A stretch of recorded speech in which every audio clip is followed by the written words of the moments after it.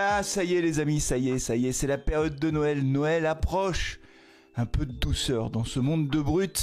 Et vous avez vu, j'ai fait la déco de Noël avec le sapin qui est juste ici. Là, il est là le sapin, il est magnifique, hein, il est magnifique.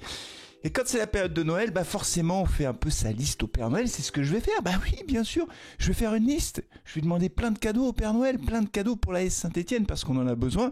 Alors avant tout, je vais remercier Laurent dans le 89 parce que qu'est-ce qu'il a fait Laurent? Il m'a envoyé un paquet à la mairie et à la mairie il m'a envoyé quoi? Il m'a envoyé un pif gadget de 1977. Je ne connaissais pas l'existence de ce pif gadget 1977 et également le Subutéo AS Saint-Étienne, c'est juste incroyable. J'ai mis 2-3 joueurs derrière, on les voit pas là, ils sont là-bas. Ils sont devant le livre 90 ans d'émotion au stade Geoffroy Guichard.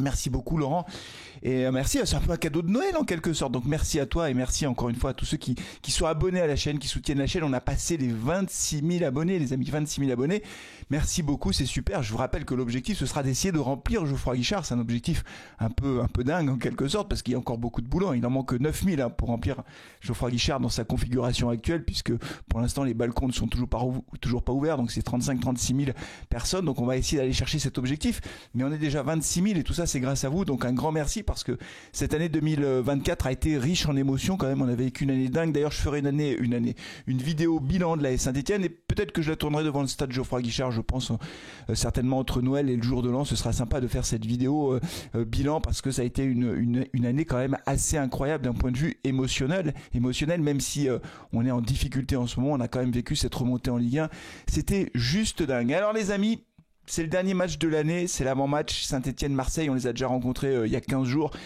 On avait perdu 2-0 à Geoffroy Guichard à l'issue d'un match où vraiment il n'y avait pas photo entre les deux équipes. Marseille nous avait écrasé dans le jeu, il nous avait dominé. Et finalement on va rencontrer de nouveau cette équipe de Marseille en Coupe de France, 32e de finale. Dimanche 14h45, alors au moment où j'enregistre cet avant-match, la conférence de presse d'avant-match n'a pas encore eu lieu. Par contre, ça y est, Erik Horneland a vraiment signé son contrat, un contrat de 2 ans et demi, plus une année supplémentaire en option. Donc l'entraîneur norvégien va prendre les commandes de l'équipe première. Il va avoir pas beaucoup de temps en fait pour préparer le premier match face à Reims en début d'année. Il est arrivé en conférence de presse très souriant, soutenu. Le président Gazidis était là, ça c'est bien. Et voilà, alors évidemment il a beaucoup d'enthousiasme, il est éminemment sympathique et on verra effectivement comment ça se passe sur le terrain et surtout quel sera le groupe dont il disposera, quel sera le mercato qui sera fait par l'AS Saint-Étienne. Alors je vous ai promis une liste au Père Noël, elle sera pas très longue cette liste en fait parce que évidemment on n'a pas besoin de 150 trucs, on n'est pas très exigeants nous en fait. On va quand même essayer, je prends mon stylo, je prends mon petit papier pour pas oublier, on va quand même essayer de demander une qualification en 32e de finale. Bah oui parce que c'est quasiment mission impossible, hein. Moi, je sais pas ce que vous en pensez vous, mais alors battre Marseille en Coupe de France, bon ça paraît quasiment mission impossible, mais et pourquoi pas tenter le truc? Pourquoi pas demander ça comme cadeau de Noël? Ce sera un beau cadeau de Noël, non, sans déconner. On bat Marseille en 32e de finale et on passe Noël et les repas de famille se passent avec cette victoire de l'AS Saint-Étienne en 32e finale. Franchement, ce serait quand même pas mal, je trouve. Honnêtement, j'y crois pas beaucoup parce que évidemment Marseille va jouer sur tous les tableaux. Ils veulent en tout cas évidemment faire un beau parcours en Coupe de France, c'est forcément un objectif pour le club phocéen qui en championnat se débrouille pas trop mal, même si la contre-performance à domicile face à Lille alors qu'il menait 1-0 a peut-être laissé des traces. En tout état de cause, on sait que Marseille est plus fort que nous. Voilà. Au fond, la vraie question ce sera de savoir quel sera le 11 de départ de Laurent Huard, parce qu'apparemment il voudrait peut-être titulariser Brice Maubleu à la place de l'Arseneur. Et pourquoi pas? Et on en a parlé avec les copains dans Carton Rouge TV le mag. Si tu n'as pas vu cette émission, il n'est pas trop tard pour aller la regarder. Et c'est vrai que pourquoi pas tenter Maubleu? Voilà, après tout, parce qu'on a pris beaucoup de buts et peut-être que ça permettrait aussi de relancer un peu l'Arseneur. J'en sais rien. En tout cas, moi j'ai hâte de voir la compo de Laurent Huard parce que autant avec Odo, on arrivait quand même globalement à voir quelle était l'équipe qu'il allait aligner parce qu'il était assez prévisible Odo. D'ailleurs c'est un des problèmes peut-être qui lui a été reproché, peut-être un peu trop prévisible.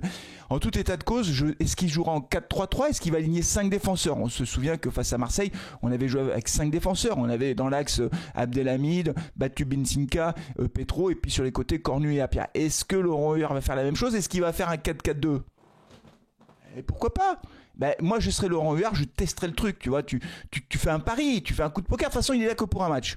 Qu'il gagne ou qu'il perde, tout le monde s'attend à ce qu'on perde ce match. Je pense que tout le monde s'attend à ce qu'on perde ce match, y compris les dirigeants. Donc à la limite, tu n'as rien à perdre. Donc les coups de poker, Laurent. Alors, petit Papa Noël, donc une victoire face à Marseille. Donc ça, c'est noté.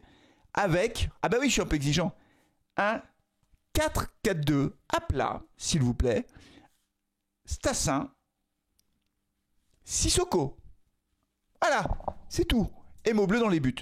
Et on voit, on regarde. Donc ça, c'est mon premier cadeau de Noël. Le deuxième cadeau de Noël, évidemment, et ce sera un cadeau de Noël qui va s'étaler sur la moitié de l'année 2025, c'est un maintien en Ligue 1. Alors non, s'il te plaît, petit Papa Noël, tu peux pas ne pas nous donner le maintien en Ligue 1. Nous, on a trop souffert ces dernières années, tu comprends ? Nous, les supporters stéphanois, on est fatigués en fait. On est usés par ce qu'on vit. On est usés par les matchs qu'on voit le week-end, même si on a vécu une deuxième partie de saison en Ligue 2 qui a été incroyable avec cette montée en Ligue 1. Moi, je suis fatigué en fait. Donc s'il te plaît, sois sympa avec nous parce qu'en fait, on est sympa, nous les supporters stéphanois, on mérite pas ça en fait. On a un super public, voilà, on a une histoire, un passé, un héritage, des valeurs, etc. Donc on mérite pas de souffrir comme ça. Donc s'il te plaît, petit Papa Noël, tu vas faire en sorte que Eric Orneland arrive à faire monter ce groupe en puissance, que le mercato soit bon, que Kilmer se réveille un peu sur le niveau de la Ligue 1, tu vois, qu'ils comprennent que c'est dur la Ligue 1, c'est très très dur, et qu'on se maintienne en Ligue 1. Voilà, on a besoin de ça en fait. Et donc ça, ce sera vraiment le truc le plus important de l'année prochaine en réalité, hein, au-delà du match face à Marseille, parce que franchement, si on perd en Coupe de France, bon bah c'est pas très grave en soi. Moi, le truc le plus grave, le plus dangereux pour le club, le plus menaçant en fait, c'est la relégation. C'est ça qui me fait peur. Vous le savez depuis le début, je suis inquiet par le niveau de l'équipe. Et alors peut-être qu'Orneland va pouvoir faire monter en puissance des joueurs, etc. Mais pour l'instant, en l'état actuel des choses, le groupe est faible et que donc du coup on est en grand danger. Donc voilà, petit Papa Noël, sois sympa. Voilà, sois sympa avec les supporters stéphanois. Tu mets au pied du sapin un cadeau qui s'appelle maintien en Ligue 1. Tu fais un package, je sais pas, tu fais un truc et tu nous maintiens en Ligue 1. Moi, je sais pas quelles sont vos demandes de cadeaux en fait. Vous n'hésitez pas à me dire qu'est-ce que vous avez demandé au Père Noël pour la Saint-Etienne. Pas pour vous, hein, même si vous avez forcément aussi des attentes pour les cadeaux de Noël, mais surtout pour la Saint-Etienne. Qu'est-ce que vous attendez ? Ah si, un dernier point quand même, petit Papa Noël, parce que j'ai pas fait de vidéo là-dessus, mais ça commence à me fatiguer. Mais alors là, ça commence à m'agacer. Je sais pas si je ferai une vidéo, mais si je fais une vidéo, je pense que ça va mal se passer.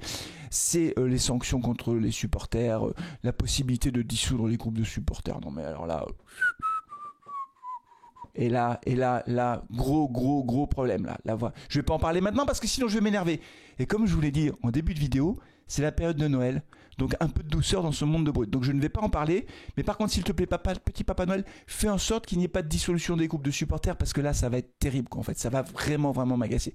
Donc on résume, une victoire face à Marseille avec un petit 4-4-2 des familles. Voilà, but de Stassin, but de Sissoko, t'imagines le truc. Deuxièmement, un maintien en Ligue 1, c'est le plus important par rapport au match de Coupe de France. Et troisièmement, arrêtons avec les supporters stéphanois, là, cette volonté de dissoudre un certain nombre de groupes d'ultra. Ça suffit, stop, on arrête. Voilà, c'est tout pour aujourd'hui. On se retrouve donc demain, puisque j'enregistre cette vidéo samedi matin avant la conférence de presse, demain en direct pour commenter le dernier match de l'année.